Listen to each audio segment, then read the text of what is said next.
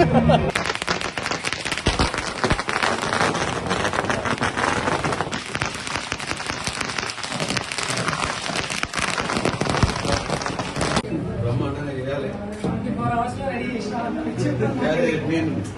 వస్తున్నా కదా మళ్ళీ ఇప్పుడు ఎట్లా పార్లమెంట్ ఉంటే మళ్ళీ వస్తున్నా మాకు ఆమె 5 ఆమెకి ఏం చెప్పినా బ్రహ్మాండంగా చేయాలి. నేను వస్తున్నా కదా మళ్ళీ ఇప్పుడు ఎట్లా పార్లమెంట్ ఉంటే మళ్ళీ వస్తున్నా మాకు ఆమె 5 ఆమెకి ఏం చెప్పినా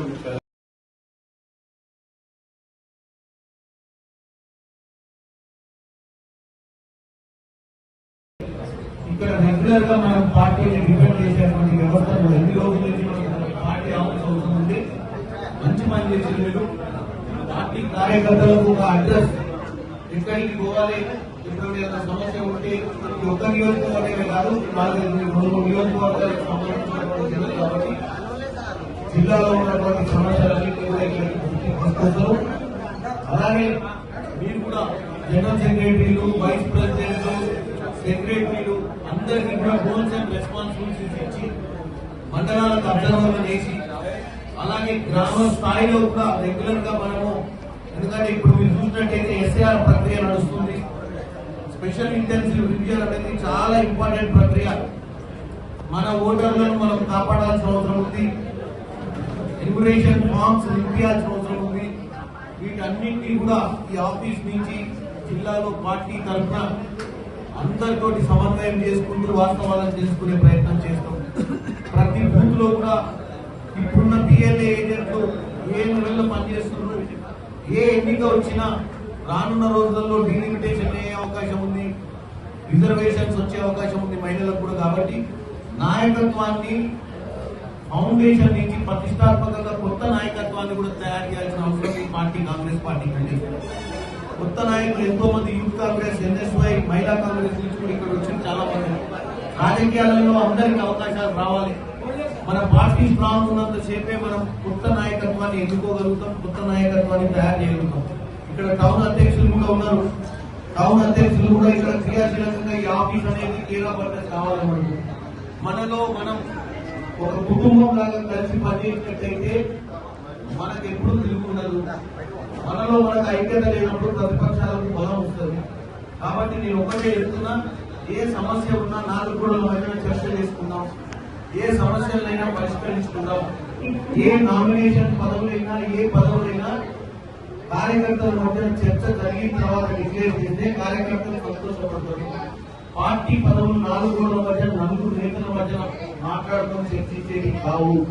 మండల స్థాయిలో ఏ పోస్టింగ్ కావాలన్నా అది పార్టీకి సంబంధించిందైనా, ప్రభుత్వానికి సంబంధించిందైనా మండలంలో ఉన్నటువంటి నాయకులు ప్రతి గ్రామ పంచాయతీ 2-3 సీనియర్లను కూర్చోబెట్టి వాళ్ళ చర్చ చేస్తే ప్రజాస్వామ్యబద్ధంలో పార్టీకి బలం వస్తుంది. కొన్నిసార్లు మనం తీసుకునే నిర్ణయాలు కార్యకర్తలకు నచ్చనప్పుడు కార్యకర్తలు నొచ్చుకొని లాంగర్ టైంలో ఇంపాక్ట్ ఉంటుంది పార్టీ మీద.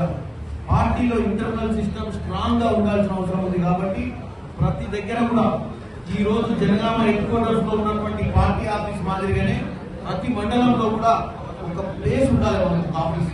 ఎందుకంటే ఆ మండలంలో ఉన్న గ్రామ పంచాయతీ వాళ్ళు ఎప్పుడైనా సమస్య చెప్పుకోవడానికైనా ఈ రోజు కలెక్టర్ ఆఫీస్ కి కూటవేత దూరంలో ఇక్కడ ఆఫీస్ ఉంది.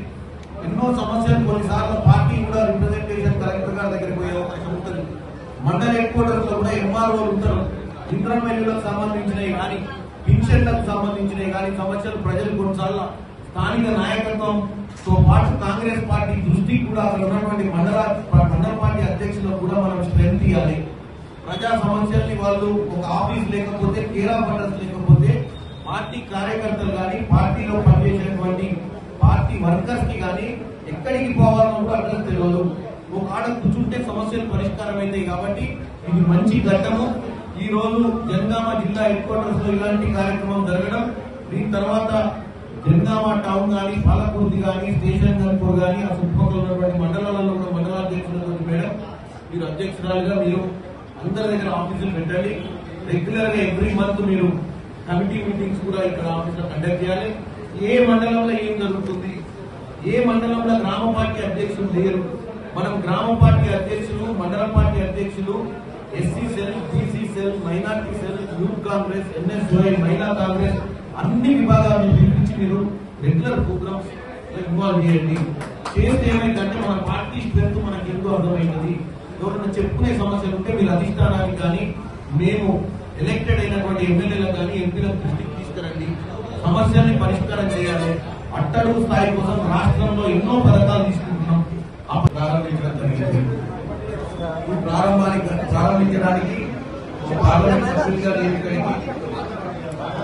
నాతో పాటు స్థానిక మున్సిపల్ చైర్మన్ బాలమణి గారు, అలాగే స్థానికంగా ఉన్నటువంటి మండల పార్టీ అధ్యక్షులు, మైనార్టీ సెల్ చైర్మన్ కింద, ఎస్సీ సెల్ చైర్మన్, స్థానిక కౌన్సిలర్లు, మహిళా కాంగ్రెస్ నాయకులు, ఇక్కడ ఉన్నటువంటి సీనియర్ కాంగ్రెస్ నాయకులు, ఈ జిల్లాకు సంబంధించినటువంటి అన్ని మండలాల నుంచి ఈరోజు మండల స్థాయి నుంచి కూడా మండల పార్టీ ప్రెసిడెంట్, గతంలో ధన్వంతరి గారు కూడా 2006లో చైర్మన్, జిల్లా పరిషత్ చైర్మన్ గా ఉమ్మడి వరంగల్ జిల్లాలో ఉన్నప్పుడు అప్పుడున్నటువంటి జెడ్పీటీసీలు కూడా ఈ రోజు ఇక్కడికి ఈ ప్రారంభోత్సవ కార్యక్రమాన్ని నడుపుతుంది.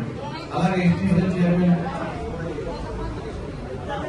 యూత్ కాంగ్రెస్, ఎన్ఎస్యుఐ అందరికీ కూడా నేను ఒక విన్నపం చేసుకుంటాను.